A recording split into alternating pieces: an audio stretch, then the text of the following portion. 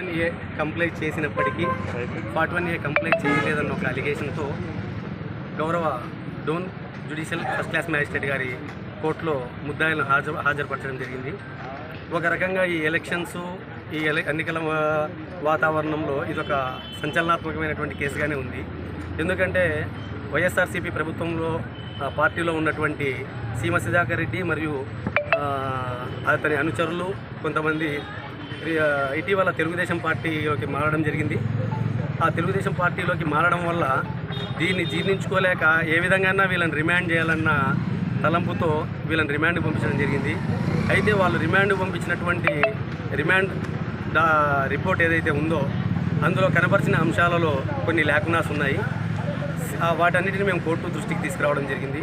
ఘనమైన కోర్టు వారు మా వాదనను పరిశీలించి వారందరికీ SC/ST కోర్టులో ఎటువంటి రిమాండ్ లేకుండా SC/ST కేసులో ఎటువంటి రిమాండ్ లేకుండా ఇక్కడే బెయిల్ మంజూరు చేయడం జరిగింది.